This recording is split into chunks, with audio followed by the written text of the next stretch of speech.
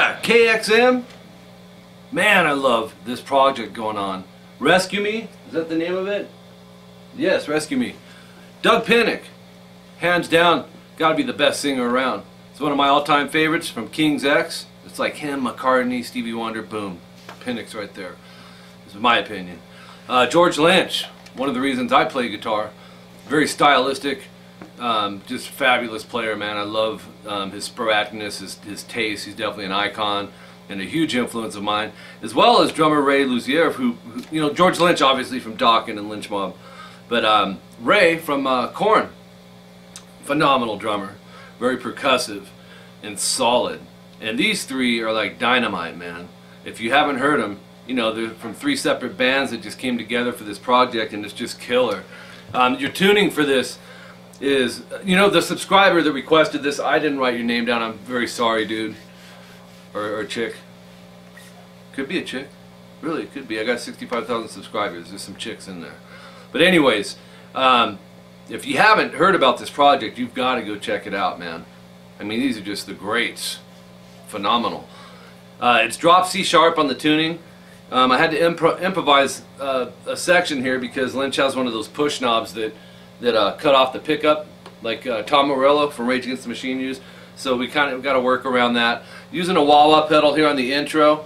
So let's jump in. Everything I just played is what I'll show you. And starting with this. Now sliding up to this 12th fret, we got to give you a start point. We're going to say fret 3. But you just need a start point for the slide. It's not like going and then sliding. But it's a long slide. I'd go middle finger, start at fret 3, slide it up to the 12th fret. And as you get there, the wah-wah pedal, on mine, they're kind of set different. Mine, I pull it back, and it highlights the note that I'm going for. So you have, oops, help if I turned it on, huh? And then you're gonna get up there, slide it back down, and bring the wah-wah pedal back down. Okay? So pretty cool how this they set this up, man. The beat of it. So you have to go back to around fret 3, lift, go right into an open E. So, and then 3rd fret E, you're gonna pick and pull it off to the open, and then pick the open. You want to roll that through. You want to get used to it because there's no pauses there. So pick, open, pick, or pick, pull, pick 3 times, and then go back to that slide using the wah-wah pedal. And hit the open E. Alright, so we have,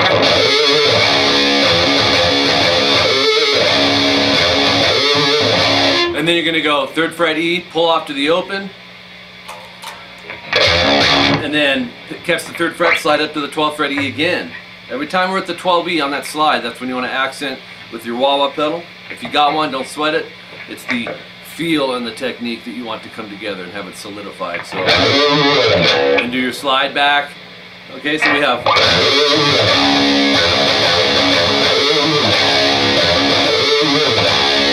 and then this part, what I'll call it's just the end section, the end part of this section. It's 3rd fret E, pick, pull to open, pick the open. You're gonna do that 4 times. So it's,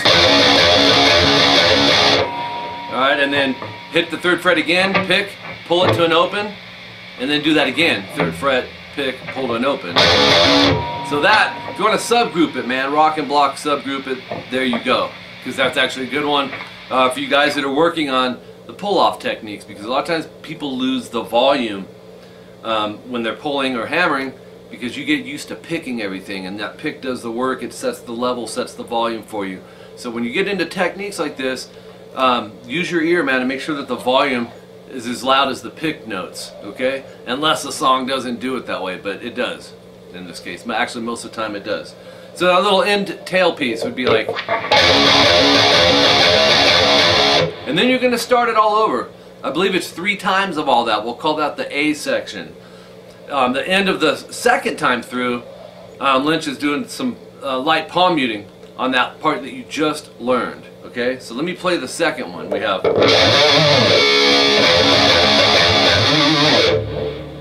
it again. Let's take it from the end of that 1st one. It might make more sense that way.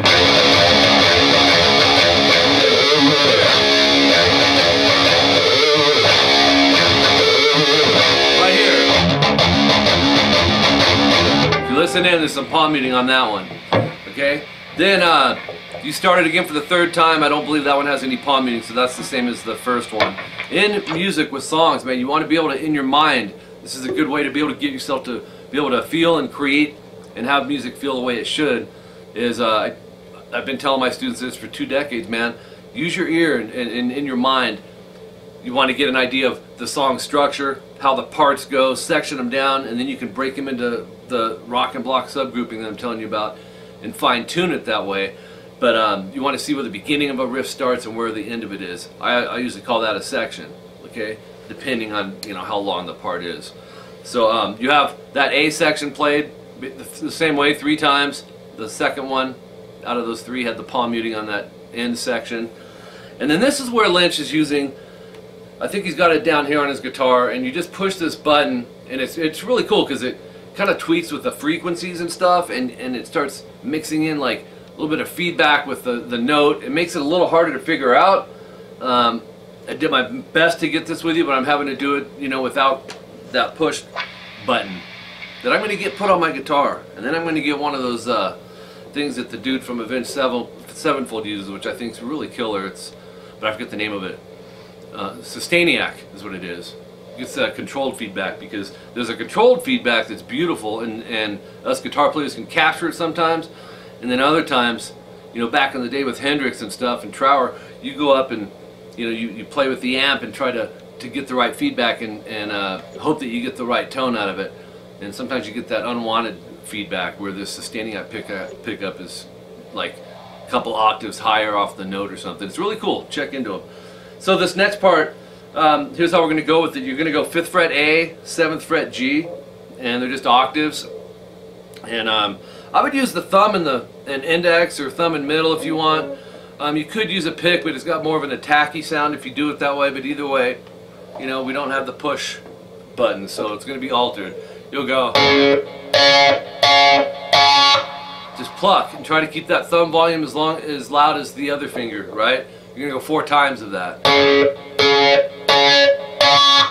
And then, and that's where, like I said, bam, bam, bam, bam. And then instead of 5A, go to 6A this time, and go ahead and keep the 7 on the G. Alright? Still kind of messing with the wah through there.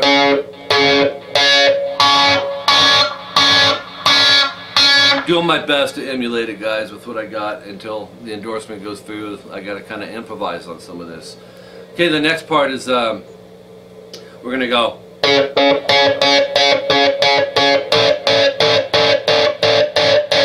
So it's the same thing you just did, but we're doing 8th notes with it. 1 and 2 and 3 and 4 and 1 and 2 and 3 and 4 and, where the beginning was just quarter notes. 1, 2, 3, 4, 1, 2, 3. Here we go. 1 and 2 and 3 and 4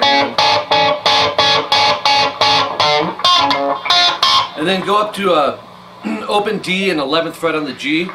And I'm at this point, for me, I'm just how I'm feeling it. It's going index and middle. Kind of like Lynch and It's Not Love. He kind of had that kind of concept with the finger plucked notes. It's a little more subtle instead of a real harsh attack to it. So, and you'll keep the 8th note rhythm. So 1, 2, 3, 4, 5, 6, 7, 8. I think, or is it 7?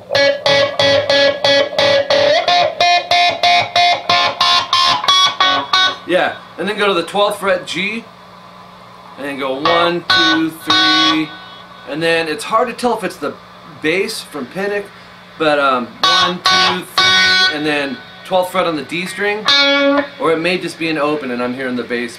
Normally my ear can zone in right on that. It's just kind of hard to tell. And then go open D, 13 G, and keep plucking. We're doing the index and middle here. Like I said, man, if you want to do thumb and index or thumb and middle, that's fine. I would avoid using a pick. You know, sometimes people use a pick on the bass note and then a finger for the other one, but you know, experiment with it. So we'll catch the open and the 13. And I think that's 4 times. It's 3 or 4 on that. And then the next part kicks in, which reminds me a little bit of the It's Not Love concept that Lynch did with Dawkins back in the day. So it's 12th fret D and G.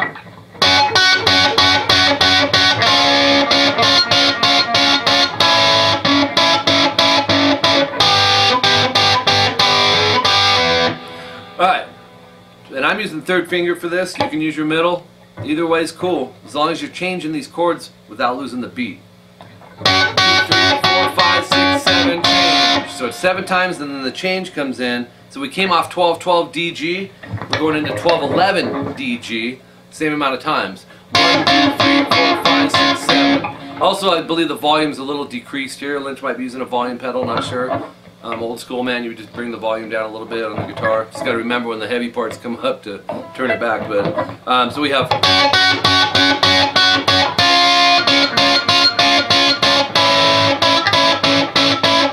So we're descending the melody note on the G string a half step flat each time. 12-12, 12-11, 12-10, and they're all 7 times.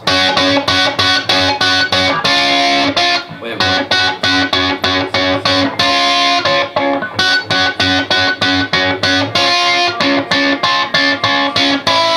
Now I'm losing the dang rhythm.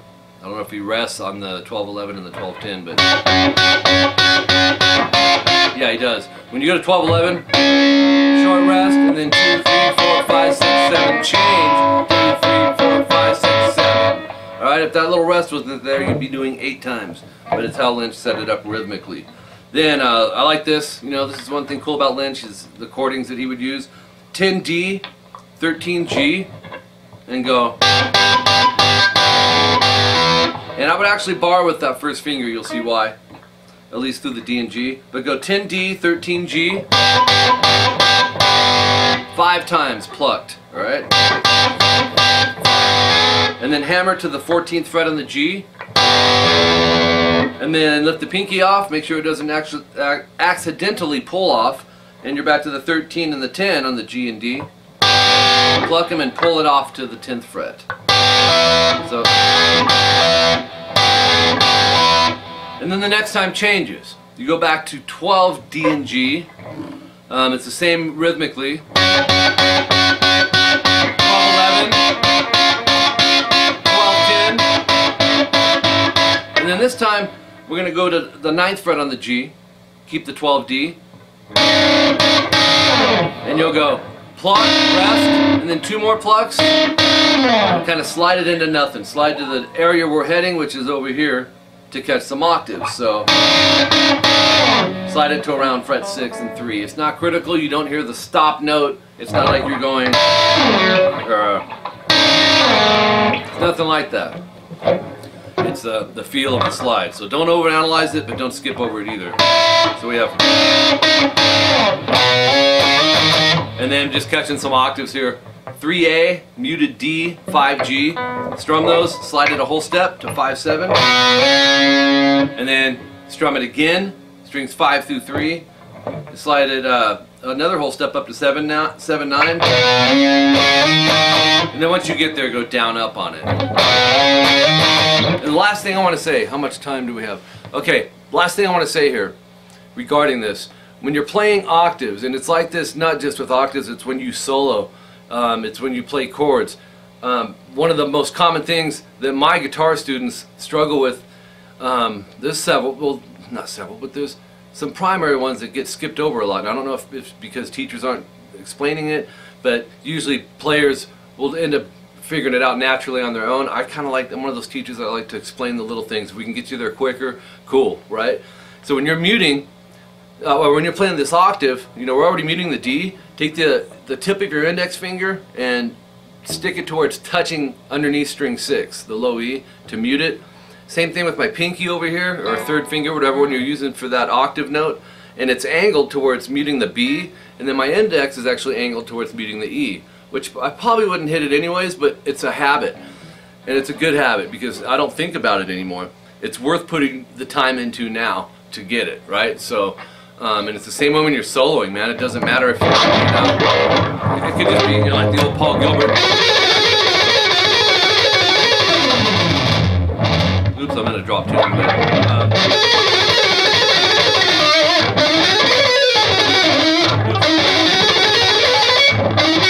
I'm bouncing singing something,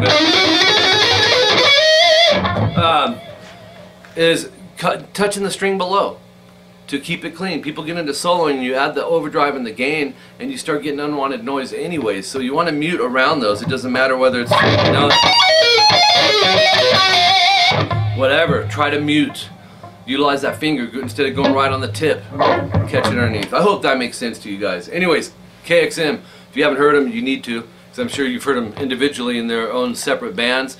Now you can hear these amazing players with this band.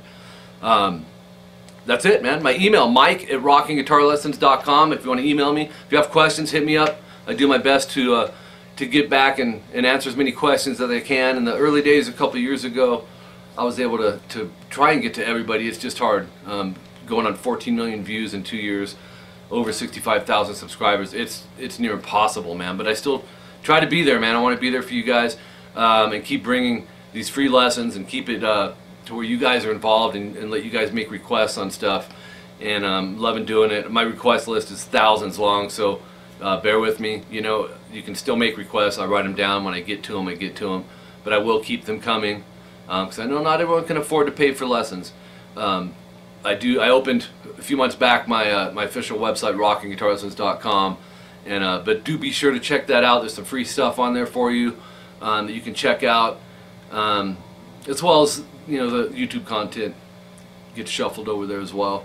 I offer private lessons for guitar and bass on Skype, private or group classes. My wife Jolene teaches vocals, so you know how to email me to contact me for that. There's several ways to reach me, but yeah, it's really a cool way to learn. You can be in the privacy of your own home or in your recording studio or at work on your lunch break, and believe me, I have a few students that do that. I won't say any names. I almost did. Almost did. But it's cool, man, because you know you don't have to sit through traffic and all that. And I'm glad that I went this route with teaching on Skype. I've been in music stores since 1992 teaching, and it's cool. And I'm still in one of the stores, but Skype is really my primary way of teaching now, and it's very effective. Very effective, more so than I thought it would be. You got the interaction, and that's important. I could see how you pick and watch how your fingers are angled and all those things. And so if that's something you're interested in, hit me up. You can find a tutorial at the website, rockinguitarlessons.com, from me and my wife Jolene, explaining the details, the pricings, and all that stuff. I don't have an age requirement. Some teachers do that. I don't, because I taught all my kids, man, to play, and I got 5 kids. Started them at 3 years old, and some of them are kicking butt, man. The ones that stuck with it, which is most of them, playing Vegas and all that stuff. So if all you need is the desire and a teacher that knows how to be creative and find the ways to help you. So also CVT lessons you'll find over there. That's custom video tablature lessons. You can read up about that on the website as well, and that's if you're too busy to fit in, you know, lessons on Skype or whatever. Anyways, go check it out. I'll jam this for you on the outro, and thanks very much for tuning in for this lesson. And I love the request. I would have brought this anyways because these are 3 just great players, and for me as a primarily a guitar player, I mean, anything with Lynch I've always just loved. Lynch, you're a man, and Pinnick, whew, man, that'd be the perfect singer to have, wouldn't it? Alright then, peace. Now I forgot the dang riff. Let's see.